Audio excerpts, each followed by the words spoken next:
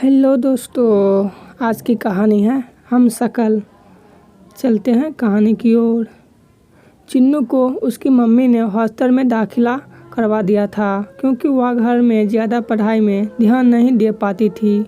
उसकी मम्मी ने इसलिए दाखिला करवाया था ताकि वह अपना पूरा ध्यान अपनी पढ़ाई में केंद्रित करे।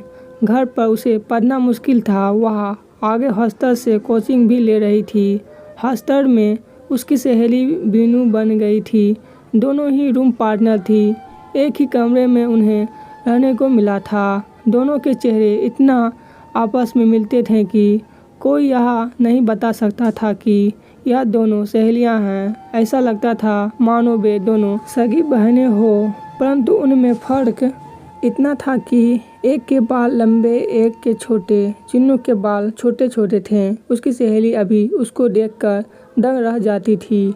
अगर एक अपने बालों को ढक ले तो सब यही समझते थे कि वे दोनों जुड़वा बहनें हैं। कई बार तो उसकी अध्यापिकाएं भी चिन्नू और बिन्नू को नहीं पहचान पाती थी। चिन्नू को बिन्नू और बिन्नू को चिन्नू कह देती थी। बरसात की छुट्टियां होने वाली थी। दोनों को एक एक महीने की छुट्टियां हो रही थी। दोनों हॉस्टल के वातावरण से निकलकर घर जाना चाहती थी। बिन्नू के दिमाग में एक विचार आया, क्यों ना इस बार चिन्नू तुम मेरे घर जाना और मैं तुम्हारे घर पर जाऊंगी, क्योंकि हम दोनों ने अपनी मम्मी और पापा के बारे में एक दूसरे से काफ़ी कुछ बताया है। चिन्नू के पापा नहीं थे और बिन्नू की मम्मी। चिन्नू कह रही थी कि बिन्नू, मैं पापा का प्यार पाना चाहती हूँ। मैंने तो अपने पापा का प्यार कभी नहीं देखा। मुझे तो यह भी नहीं पता कि पापा कैसे होते हैं। मुझे मेरी माँ ने पाल पोस कर बड़ा किया है। मेरी मम्मी ने मुझे खाना बनाना सिखाया। मैं तो घर का खाना खा खा कर पली बड़ी हूँ। मेरे नाना नानी हमारे साथ रहते हैं।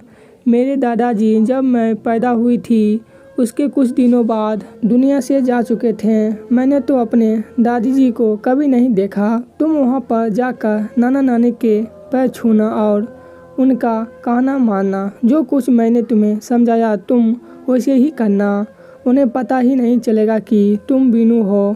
इस तरह से तुम्हें माँ का प्यार भी मिल जाएगा। तुम सदा कहती रहती हो, मेरी माँ पता नहीं कैसी दिखती होगी। तुम मेरी माँ में ही अपनी मम्मी को देख लेना। इस तरह से तुम्हारा दिल भी लग जाएगा और तुम नया शहर भी देख लोगी।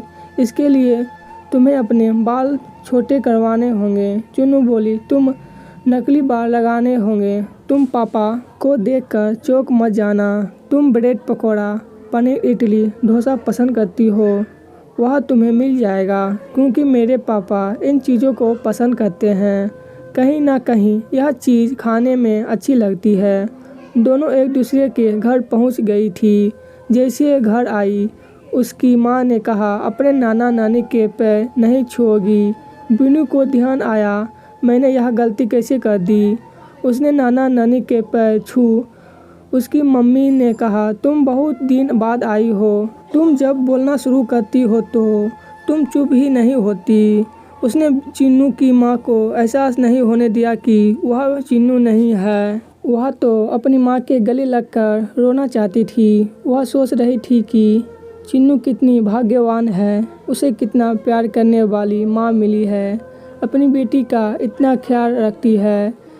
मेरे पापा ने तो मुझे मेरी माँ के बारे में कुछ भी नहीं बताया। बिन्नू भी अपने पापा के पास पहुँच गई थी। बिन्नू ने अपने पापा के गले लगकर कहा, पापा मैं आपको छोड़कर नहीं जाना चाहती।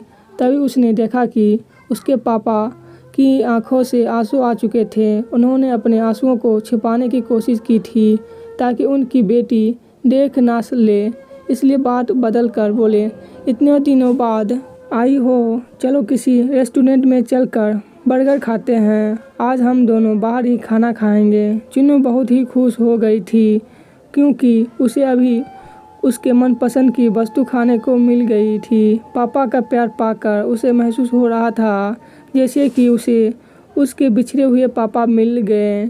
उसकी मम्मी ने उसे बताया था कि जब वह पैदा हुई थी तब उसके पापा बिना बताए कहीं चले गए थे।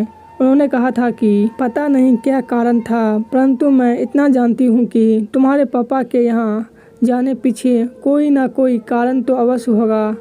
अभी तक इसी विश्वास पर कायम है कि वह एक न एक दिन आकर तुम्हें भी अपना प्यार देंगे और तुम जैसे मासूम बच्ची को अपने गले से लगा लेंगे। छुट्टियां समाप्त होने पर दोनों अपने अपने हॉस्टल में वापस आ चुकी थी।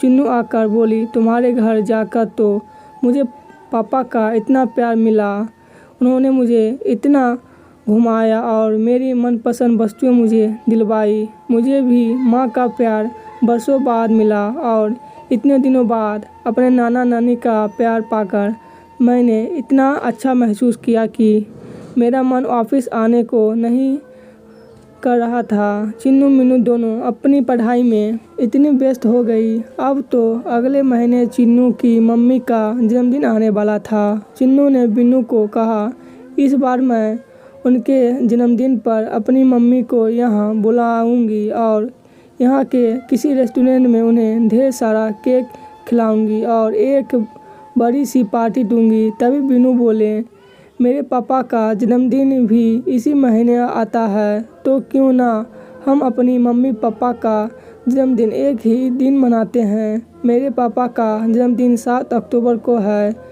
चिन्नू बोली, मेरी मम्मी का जन्मदिन भी 7 अक्टूबर को आती है। एक ही जगह अपने मम्मी पापा का जन्मदिन आयोजित करते हैं और हम दोनों एक साथ जन्मदिन मनाएंगे। हम एक दूसरे को अपने अपने मम्मी पापा से मिलवाएंगे। सोनू ने जन्मदिन की पार्टी के लिए अपने से ही तैयारी कर डाली थी। दोनों ने अपने मम्मी पापा को एक स्पेशल केक भी मंगवा लिया था और अपने मम्मी पापा के आने का इंतज़ार कर रही थी। बाहर गाड़ी का हॉर्न सुनाई दिया। उन्होंने अपनी मम्मी और पापा के लिए मुंबई के एक खास होटल ताज में बुलाया था और उन्हें पहले बता दिया था कि इस जगह पर आकर ठहरना है। गाड़ी से एक लंबा सा इंसान उतरा। उसने वेटर को कहा कि 5 नंबर बेंच कहाँ है। वेटर ने दूसरी तरफ इशारा किया। वह जल्दी से बैग लेकर वहां जाकर टेबल के पास वहां बैठ गया। कमरे को खूब सजाया था। तभी पीछे से एक महिला ने वेटर को पूछा, 5 नंबर टेबल कहाँ है। उसे भी वेटर ने कहा दूसरी तरफ। 5 नंबर टेबल के पास जाकर जैसे ही बैठने लगी, वह एकदम सौरभ को देखकर चौंक गई और जोर जोर से रोने लगी। तुम क्यों मुझे छोड़कर चले गए थे? तुम्हें क्या पता तुम्हारे जाने के बाद मैंने कैसे 18 साल गुजारे हैं। तुम्हारी याद की सीने में लगाए जीती रही। मेरे मम्मी पापा ने मुझे कहा कि तुम दूसरी शादी कर लो और कहा कि तुम्हें सौरभ सदा सदा के लिए छोड़कर चला गया है, परंतु मैंने विश्वास ही नहीं किया, क्योंकि मुझे विश्वास था कि किसी न किसी दिन तो मुझे और मेरी बेटी को लेने तुम ज़रूर आओगे। तुमने मुझसे किनारा क्यों कर लिया? अगर तुम्हें मुझ पर विश्वास नहीं था तो तुमने मुझसे शादी क्यों की? और शादी के एकदम जब चिन्नू होने वाली थी, तुम मुझे बताए बगैर वहाँ से क्यों चले गए? आज तो बताना ही पड़ेगा कि तुम मुझे छोड़कर क्यों गए। सौरभ चौंक कर बोला कि कौन चिन्नू? तुम्हारी बेटी। तुम्हारे पिता ने तो कहा था कि तुम्हें मरी हुई बेटी पैदा हुई थी। आज की कहानी यहीं पर ख़त्म होती है, पहला भाग। मिलते हैं नेक्स्ट भाग में। धन्यवाद।